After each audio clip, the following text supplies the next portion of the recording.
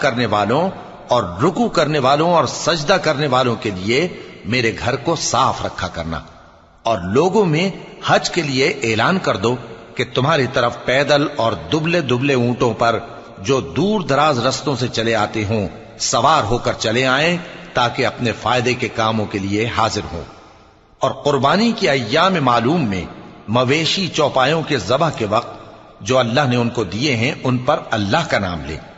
اب اس میں سے تم خود بھی کھاؤ اور خستہ حال ضرورت مند کو بھی کھلاؤ۔ پھر چاہیے کہ لوگ اپنا میل کچیل دور کریں اور منتیں پوری کریں اور اس قدیم گھر یعنی بیت اللہ کا طواف کریں، یہ ہمارا حکم ہے۔